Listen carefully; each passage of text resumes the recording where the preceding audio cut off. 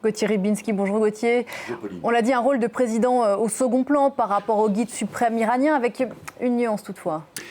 Oui, une nuance, c'est que, en quelque sorte, quand vous avez quelqu'un, comme le disait Mariam, qui est vraiment un pur produit de la technocratie théocratique iranienne, on lui fait confiance. Parce que, effectivement, les précédents, que ce soit Khatami ou Rouhani, avaient été, avec toutes les limites du genre, c'est-à-dire toute proportion gardée, des opposants. Ce sont des gens qui avaient essayé de promouvoir un certain nombre de libertés ou d'aérer un peu la République islamique, avec un succès mitigé, mais malgré tout, il y avait cette tension. Alors qu'avec Raïssi, non.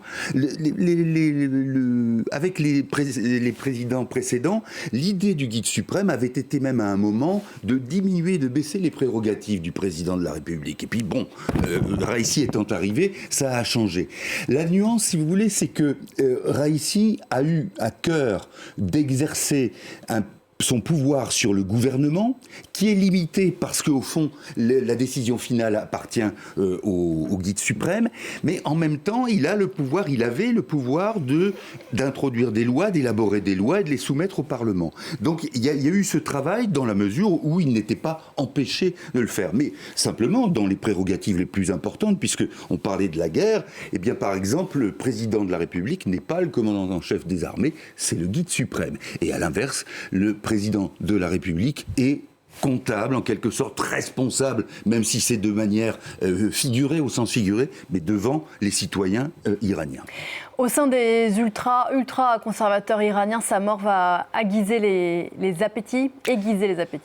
Oui, parce que en termes de troubles, enfin, ou de déstabilisation, ça peut être ça, même si ça ne va pas aller très loin. Mais il est évident que dans ces cercles-là, où on prétend que tout le monde est uni derrière le principe de la République islamique, ce qui est vrai, mais chacun en veut pour soi-même, chacun veut en croquer. Donc il y aura des rivalités comme il y en a eu par le passé.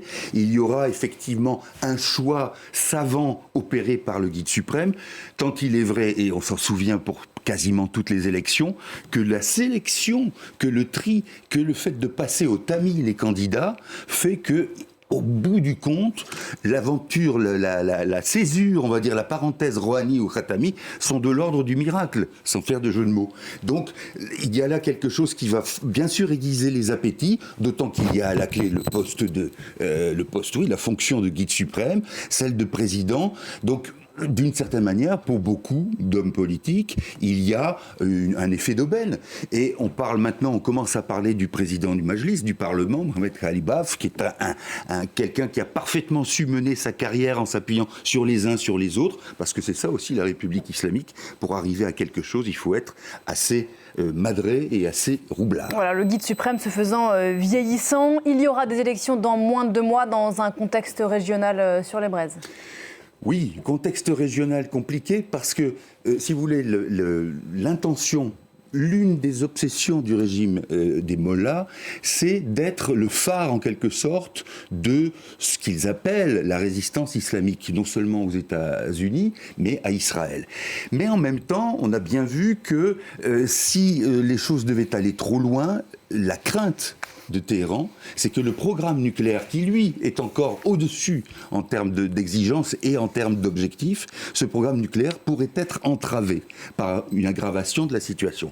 Et donc ça donne cette chose assez bizarre et qui est profondément méprisante pour les gens qui vivent dans ces territoires, ça donne cette attaque que l'Iran a perpétré sur Israël, mais en même temps avec des communications sur les trajectoires des projectiles, de sorte qu'il n'y avait pas de danger manifeste, et de l'autre côté, une riposte d'Israël qui a été extrêmement finalement limitée. Tout ça participe de ce jeu où Téhéran, d'un côté, a son fameux arc Bagdad, Damas, alors Téhéran, Bagdad, Damas, Beyrouth, l'arc chiite, et en même temps, on a bien vu que l'ordre d'agir de manière beaucoup plus conséquente n'a pas été donné au Hezbollah. Dernier point, la solidarité palestinienne avec les Palestiniens a bon dos. Simplement, regardez en 2020, quand Donald Trump a élaboré ce plan qui mettait à plat, qui annihilait toutes les revendications politiques palestiniennes, on n'a pas vu beaucoup de représentants du régime iranien venir au secours des Palestiniens.